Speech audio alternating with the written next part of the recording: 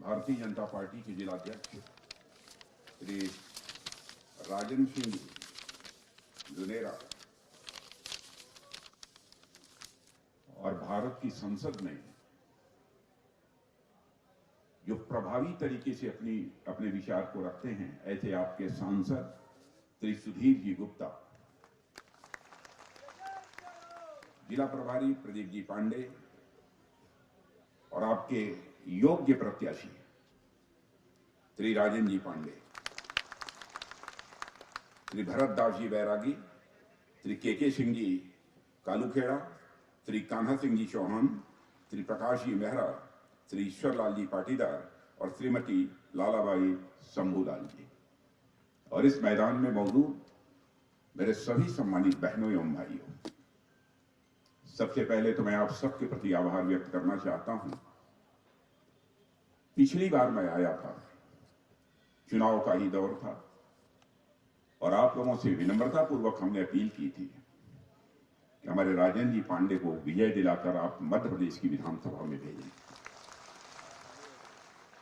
आपने मेरी विनती स्वीकार की है और मुझे जो आपने सम्मान दिया है उसके लिए मैं जितना भी आभार व्यक्त करूं, मैं समझता हूं वह कम है। आप मेरे ऊपर भरोसा करते हैं,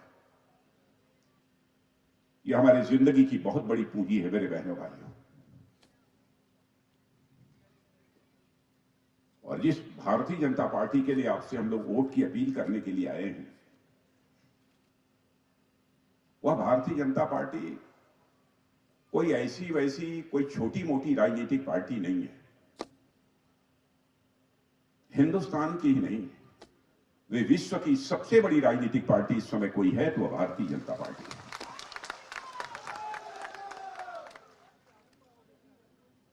आप ये कह सकते हैं राजनीतिक पार्टियां तो सभी बराबर ही होती हैं। चुनाव का जब भी दौर आता है, जनता के बीच खड़े होकर नेता तरह तरह के आश्वासन देते हैं। चुनाव समाप्त हो जाता है, उसके बाद अपने आश्वासनों को भूल जाते हैं। जो कहते हैं वो करते नहीं हैं। लेकिन बहनों भाइयों, मैं विश्वास के साथ कह सकता हूं, हमारे यहां कोई व्यक्ति गड़बड़ हो सकता है, लेकिन पार्टी का यहां तक प्रश्न है। भारत के राजनीति के पन्नों को पलटकर आप देखिए, जो कुछ भी हम लोगों ने कहा है अक्षरशः उसका पालन किया है। आप सब पढ़े लिखे लोग यहां पर मौजूद हैं।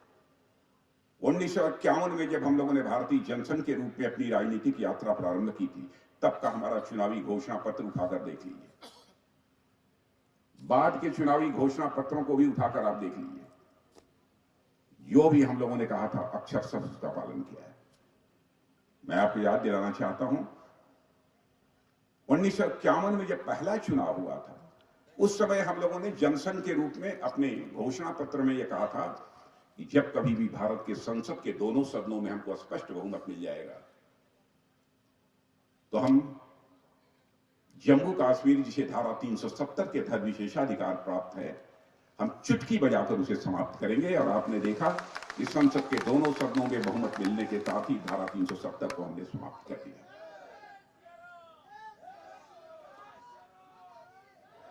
सन 1980 में जब हम लोगों ने भारतीय जनता पार्टी के रूप में अपनी यात्रा प्रारंभ की, उस समय भी हम लोगों ने कहा था जब हमें संसद के दोनों सदनों में बहुमत प्राप्त होगा तो अयोध्या की धरती पर भव्य राम का मंदिर बनने से दुनिया की कोई ताकत हमें रोक नहीं सकती। बहनों भाइयों, आपको आमंत्रित करने के लिए आया हूं और हमारी जो यहां सरकार बनने जा रही है उसका यह फैसला भी है कि लोगों को दर्शन कराने के लिए, विशेष रूप से बुजुर्गों को, महिलाओं को,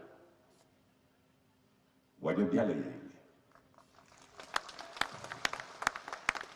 22 जनवरी के बाद जब रामलला की प्रतिष्ठा हो जाएगी, तो उसके बाद आप कभी भी जाकर वहां दर्शन कर सकते हैं।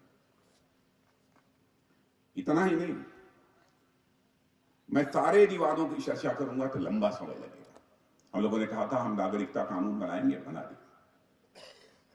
किसी भी जात की, किसी भी धर्म की कोई मां क्यों न हो, बहन क्यों न हो, बेटी क्यों न हो, सबको हम लोगों ने बराबर समान नजरिए से देखा है। लोग हमारे ऊपर आरोप लगाते हैं कि हिंदू मुसलमान, ये ईसाई, वो भेदभाव। बहनों भाइयों, कांग्रेस पार्टी करती होगी, हम लोग नहीं करते। हम लोगों ने देखा कि एक संप्रदाय की बहनों को शादी करने के बाद तलाक तलाक 3 बार बोलकर उससे अपना रिश्ता तोड़ लेते थे। हम लोगों ने वोट की परवाह नहीं की। हम लोगों ने डंके की चोट पर कहा, जिस दिन हमारी सरकार बन जाएगी उस दिन हम 3 तलाक को समाप्त करने का कानून बनाएंगे और यह प्रथा भारत से समाप्त हो जाएगी। और उसे हम लोगों ने किया। कांग्रेस ने तो बराबर वादे किए हैं और किस हद तक अपना वादा पूरा किया है, ये ज्यादा मुझे विस्तार में जाकर बतलाने की आवश्यकता नहीं है।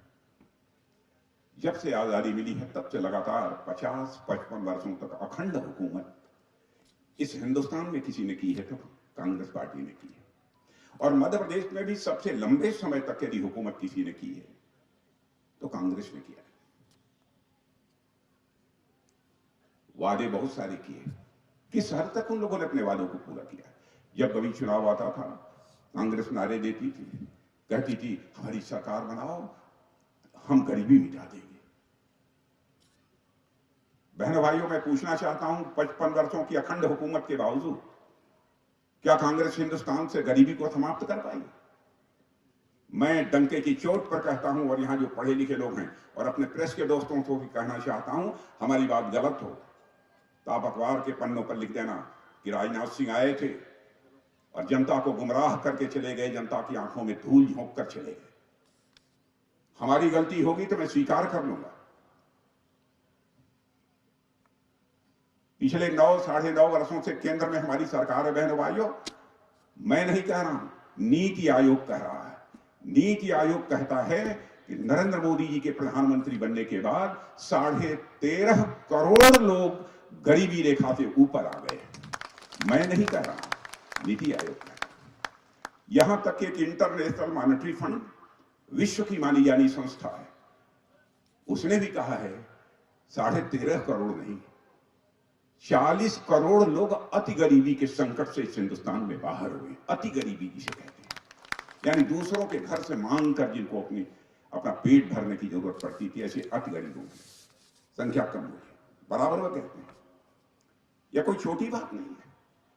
हम लोगों की सरकार बनने के बाद क्या हुआ है इसका एहसास आप सबको भी होगा। लोग कहते हैं गांव के लोग कम पढ़े लिखे होते हैं, अखबार नहीं मिलता है। न अखबार मिलता हो, टेलीविजन तो देखते हैं। और गांव के लोग भैया बहुत जागरूक हो गए हैं। शहर के लोगों को नहीं समझना चाहिए कि हम ही जागरूक हैं, गांव के लोग भी बहुत जागरूक हो गए हैं, सब कुछ देखते हैं। 10 साल पहले आपके गांव का दूर दराज का कोई रिश्ते नाते का व्यक्ति विदेशों में गया होगा, बहनों भाइयों, उससे पूछिए भारत के बारे में क्या धारणा थी। भारत के बारे में धारणा थी भारत एक कमजोर भारत है, भारत ये गरीबों का भारत है। 9-9.5 वर्षों में दुनिया में यह धारणा बदल गई है। आज भारत को कमजोर भारत नहीं माना जाता। पहले भारत अंतर्राष्ट्रीय मंचों पर, दुनिया के मंचों पर कुछ बोलता था तो लोग भारत की बातों को गंभीरता पूर्वक नहीं सुनते थे। लेकिन आज यदि भारत अंतर्राष्ट्रीय मंचों पर कुछ बोलता है बहनों भाइयों, तो दुनिया कान खोलकर सुनती है भारत बोल क्या रहा है। यह भारत की हैसियत बनी है। भारत का कद सारी दुनिया में ऊंचा है। और इतना ही नहीं, धन दौलत के मामले में जीडीपी से सकल घरेलू उत्पादन, एक दूसरी भाषा में कहें अर्थव्यवस्था का आकार, पहले भारत 11वें स्थान पर खड़ा था दुनिया में। आपको गौरव की अनुभूति होनी चाहिए मेरे बहनों भाइयों कि आज भारत जंप लेकर आज 5वें स्थान पर आकर खड़ा हो गया। 9-9.5 वर्षों में कांग्रेस से आपने क्या किया 50 वर्षों में? 9-9.5 वर्षों के अंदर मोदी जी ऐसे शख्स ने प्रधानमंत्री बनने के साथ भारत का कद सारी दुनिया में इतना ऊंचा कर दिया, अर्थव्यवस्था की दृष्टि से भी इतना ताकतवर बना दिया कि भारत 11वें स्थान से जंप लेकर आज 5वें स्थान पर पहुंच गया। और मेरी बात सुन लेना बहनों भाइयों, मैं ही नहीं कह रहा हूं, दुनिया की मानी जानी जो फाइनेंशियल फर्म्स होती हैं, जो आर्थिक इस प्रकार के फर्म्स होती हैं जो भिन्न भिन्न देशों के आर्थिक मामलों का बराबर सर्वेक्षण विश्लेषण करती रहती हैं, उसमें से प्रमुख मॉर्गन स्टैनले एक फाइनेंशियल फर्म है, उसने कहा है कि भारत जिस तेजी के साथ आगे बढ़ रहा है, इस सच्चाई को नकारा नहीं जा सकता। 2027 आते आते यानी 3 वर्ष के अंदर ही भारत अमेरिका और चाइना के बाद तीसरा देश कोई इस दुनिया में होगा तो हमारा वह आपका देश ये भारत होगा। यह कोई छोटी बात नहीं है। जन सामान्य के कल्याण के लिए जो जो भी हम लोगों ने कदम उठाए उससे आप अच्छी तरह परिचित हैं, बहुत विस्तार में नहीं जाऊंगा। अब किसानों का प्रश्न है। मैं भी गांव का रहने वाला हूं, मैं भी किसान का ही बेटा हूं। भारत का कृषि मंत्री भी रह चुका हूं, गृह मंत्री भी रह चुका हूं। मैं दावे के साथ कहता हूं, पहले की अपेक्षा, मैं नहीं कहता सब धनवान हो गए, पहले की अपेक्षा स्थिति में सुधार आया है। भ्रष्टाचार यह दावा नहीं करता कि एकदम समाप्त हो, लेकिन उसको कम करने में, उसको मिनिमाइज करने के लिए भी कई कदम हम लोगों ने उठाए। मैं याद दिलाना चाहता हूं, राजीव गांधी जी जब भारत के प्रधानमंत्री थे तो उन्होंने एक बार बहुत ही निराशा और हताशा में कहा था। मैं राजीव गांधी जी की आलोचना नहीं करता, मैं किसी भी पूर्व प्रधानमंत्री की आलोचना नहीं करता हूं। जीवन में मर्यादाओं का पालन किया है। मैं मानता हूं प्रधानमंत्री किसी पार्टी से हो, प्रधानमंत्री प्रधानमंत्री होता है, वो व्यक्ति नहीं होता है, वह संस्था होता है, इसलिए उसका सम्मान किया जाना चाहिए। मैं राजीव गांधी जी के प्रति हमारे मन के अंदर सम्मान का भाव है, इसमें कोई दो राय नहीं है। लेकिन राजीव गांधी जी ने लाचारी में कहा था, क्या करें, 100 पैसा मैं ऊपर से भेजता हूं नीचे के लिए, बड़ा मुश्किल 15 पैसा लोगों की जेबों में पहुंच पाता है। यह उन्होंने लाचारी व्यक्त की थी। यानी शेष पैसा भ्रष्टाचार की भेंट चढ़ जाता है। इस चुनौती को आजाद भारत के इतिहास में किसी ने, किसी मां के लाल ने स्वीकार किया तो उस शख्सियत का नाम है श्री नरेंद्र मोदी। और मेरे किसान भाई, आप सब यहां पर मौजूद हैं। यदि 2-2 हजार करके 3 बार में, यानी पूरे वर्ष में 6,000 रुपया दिल्ली के बैंक से चलता है तो 6 का 6,000 रुपया आपकी जेब में पहुंचता है। एक पैसा भी भ्रष्टाचार की भेंट नहीं चढ़ने पाता। यानी यदि हम भ्रष्टाचार को दूर करना चाहते हैं तो भाषण देकर भ्रष्टाचार समाप्त नहीं किया जा सकता है। सिस्टम में बदलाव लाकर, व्यवस्था में बदलाव लाकर ही भ्रष्टाचार पर काबू पाया जा सकता है। और इस प्रकार से सिस्टम में बदलाव लाने के लिए हमारी सरकार ने कई कदम उठाए हैं और उस दिशा में हम तेजी के साथ आगे बढ़ रहे हैं। भारत एक सारी दुनिया में लोगों की धारणा ही इसके बारे में बदल गई है। मैं आपको याद दिलाना चाहता हूं, कोरोना के संकट से आप सब भी प्रभावित रहे होंगे। शायद ही कोई ऐसा परिवार होगा जो शायद कोरोना के संकट से बच गया होगा। बहनों भाइयों, भारत में कोरोना की वैक्सीन नहीं बनती थी। यह हुआ कि दुनिया के दूसरे देशों से मंगाया जाए, सारी दुनिया में कोरोना का संकट पैदा हो गया। वैक्सीन नहीं थी। हमारे प्रधानमंत्री तुरंत बंगलौर गए, वैज्ञानिकों से उन्होंने बातचीत की, कहें भारत में बनाओ कोरोना, भारत के वैज्ञानिकों के हाथों से कोरोना का वैक्सीन बनना चाहिए। कोरोना का वैक्सीन भारत में बनना चाहिए, भारत के वैज्ञानिकों के द्वारा बनना चाहिए। और हमारे भारत के वैज्ञानिकों ने कोरोना का वैक्सीन तैयार किया। और आपको जानकर खुशी होगी, अमेरिका जैसे देश, अभी कुछ ही दिनों पहले मैं अमेरिका गया था, अमेरिका जैसे धनवान देश में भी सभी नागरिकों को वैक्सीन की 2 डोज नहीं लगी है तो केवल और केवल भारत के नागरिकों को ही कोरोना की 2 डोज। और हमारे देश के वैज्ञानिकों ने ऐसा करिश्मा किया कि बहनों भाइयों, केवल भारतवासियों के लिए ही कोरोना का वैक्सीन तैयार नहीं किया, बल्कि दुनिया के अन्य देशों के लिए 100 देशों को हम लोगों ने वैक्सीन मुहैया कराया था। आप सोचिए भारत की प्रतिष्ठा दुनिया में कितनी बड़ी है। यह हैसियत भारत की बनी।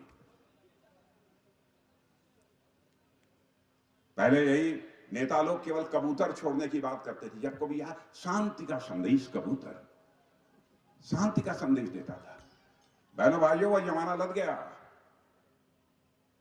अब भारत में एक ऐसा भी नेता आया है जो कबूतर नहीं छोड़ता है, बल्कि मध्य प्रदेश में आकर चीता छोड़ता है। यह भारत बन गया।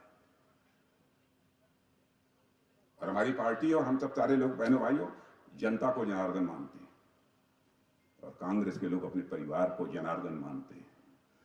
उनमें और हमारे बीच में मौलिक अंतर यह है। मध्य प्रदेश का जहां तक सवाल है, शिवराज सिंह के बारे में चाहे जो भी कह लें, लेकिन एक काम तो शख्स ने किया है कि अपने मुख्यमंत्री रहते हुए मध्य प्रदेश को बीमारू राज्य की श्रेणी से बाहर करने में कामयाबी हासिल की है शिवराज सिंह को। क्या किसी मुख्यमंत्री की इतनी विनम्रता, शालीनता की पराकाष्ठा आपने देखी है? दौड़ दौड़ कर माताओं बहनों से मिलता है, बच्चों से मिलता है, बच्चों को गोद में उठाता है। कोई कह सकता है कि यह नाटक है, यह करने की भी क्षमता चाहिए। जब तक दिल में जज्बात नहीं होगा तब तक कोई इंसान इस काम को नहीं कर सकता। और बीमारू राज्य की श्रेणी से बाहर कर दिया इस मध्य प्रदेश को।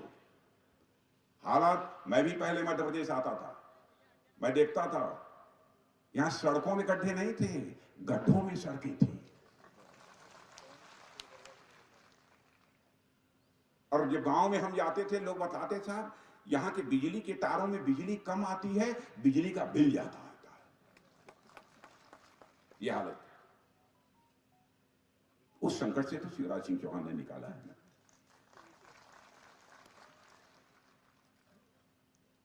वैसे उल जुलूल कोई आरोप लगा दे भ्रष्टाचार, मैं जानता हूं शिवराज सिंह चौहान हमारे साथ काम किए हैं।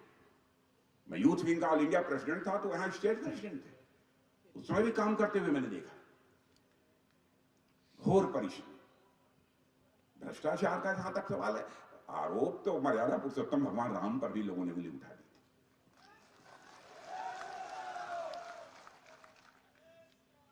और कांग्रेस की आपको याद दिलाना चाहता हूं,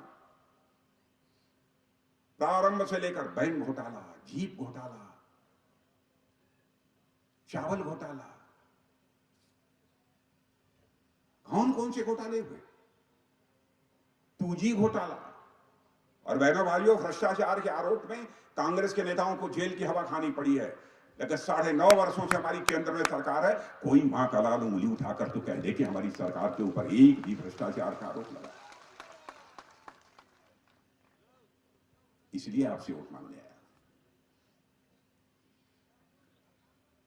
और आप देख रहे हैं अब तो भारत के वैज्ञानिक चंद्रमा की यात्रा कर रहे हैं, सूर्य की यात्रा कर रहे हैं, मंगल की यात्रा कर रहे हैं। और आपको जानकर खुशी होगी, हॉलीवुड की फिल्म जितने पैसे में बनती है, उससे कम पैसे में हमारे वैज्ञानिकों ने चंद्रयान बना दिया। बहनों भाइयों, चंद्रमा के साउथ पोल पर पहुंच गया।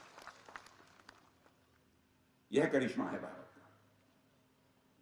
हमारे सरकार ने दिया है क्या नहीं दिया है, वो सब तो आप लोग बहुत जानते हैं। मैं विस्तार में चर्चा करूंगा तो घंटों भर का समय लगेगा, उसमें नहीं जाना चाहता।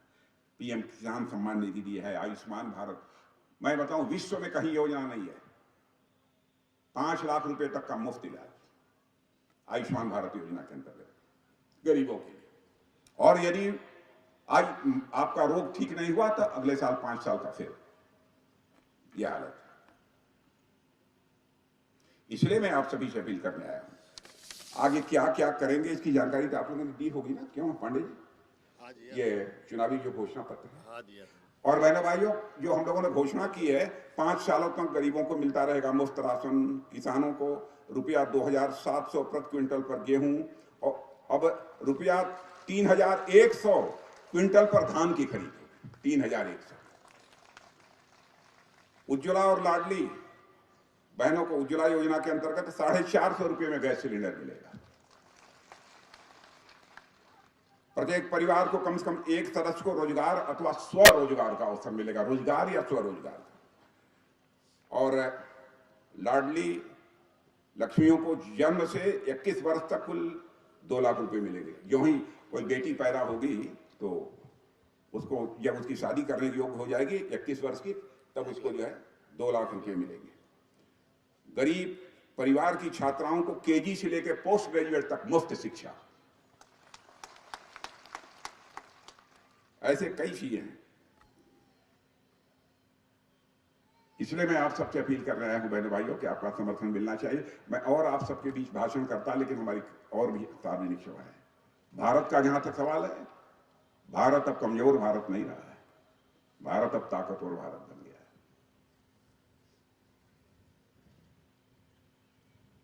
यदि हमको कोई यहां छेड़ेगा तो हम उसे छोड़ेंगे नहीं। आपने देखा उरी पुलवामा की घटना हुई थी। हमारे प्रधानमंत्री जी ने हम 2-3 लोगों को बुलाया, 10 मिनट में फैसला कर लिया। उसके बाद हमारे बहादुर सेना के जवानों ने सीमा के इस पार ही नहीं बल्कि सीमा के उस पार जाकर आतंकवादियों का सफाया करने में कामयाबी हासिल की थी। यह है भारत। सारे हथियार, टैंक, तोप, हवाई जहाज, फाइटर प्लेन बाहर से मंगाते थे। 9 वर्षों के अंदर ही, और विशेष रूप से 5 वर्षों के अंदर बहने वाली तेजी के साथ अब यह सब सारी चीजें भारत में बन रही हैं और भारतवासियों के हाथों से बन रही हैं। और हम 20,000 करोड़ रुपए से अधिक का एक्सपोर्ट करने लगे। और जब हमारी सरकार बनी थी उस समय 1100 करोड़ रुपए का एक्सपोर्ट होता था। यह है हमारा भारत। मध्य प्रदेश को यदि आप ताकत देंगे बहने भाइयों, पूरे भारत को यह ताकत मिलेगी, पूरे भारत को ताकत मिलेगी। इसलिए मैं आप सभी से अपील करने आया कि हम लोग राजनीति करते हैं तो केवल सरकार बनाने के लिए राजनीति नहीं करते। सरकार बनाना भी है आवश्यक। हम राजनीति करते हैं तो देश बनाने के लिए राजनीति करते हैं, समाज बनाने के लिए राजनीति करते हैं। यह हमारा चरित्र है। इसलिए मैं आप सभी से अपील करना चाहता हूं कि आप सबका, अब इन लोगों के बारे में, कांग्रेस के लोगों के बारे में कुछ नहीं कहना चाहता हूं। 1.5 वर्ष देखा है आपने इनको, कमलनाथ जी को भी। बतलाइए, हमारी केंद्र की बहुत सारी योजनाओं को इन्होंने बंद कर दिया। ऐसा होना चाहिए। अरे कहीं से भी पैसा मिले, कहीं से कोई योजना मिले, यदि आप सचमुच अपनी प्रदेश की जनता के हितैषी हैं तो उनके लिए उसे खर्च करना चाहिए, काम करना चाहिए। आप उसको बंद कर देंगे, अब यह नहीं होने पाएगा। अधिकांश राज्यों में हमारी सरकारें बन रही हैं मेरे बहनों भाई, और सारे राजनीतिक विश्लेषकों ने भी कहा है कि अगली भी केंद्र की सरकार यदि किसी की बनने जा रही है, पहले से अधिक सीटों पर विजय प्राप्त करके, तो भारतीय जनता पार्टी की बनने जा रही है। इसलिए मैं आप सभी लोगों से अपील करना चाहता हूं कि हमारे राजन जी पांडे को 3 बार जीत चुके हैं, 3 बार जीत चुके हैं।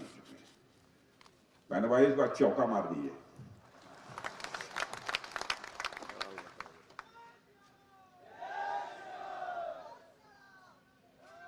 तो मैं आश्वस्त होकर जाऊं,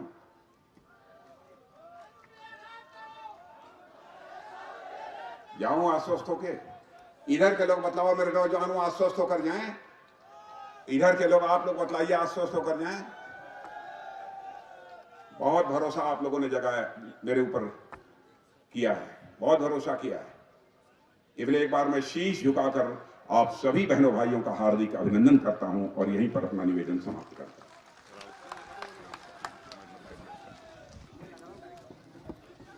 बहुत बहुत धन्यवाद। मैं आभार व्यक्त करने के लिए आमंत्रित कर रहा हूँ ग्रामीण मंडल के अध्यक्ष भाई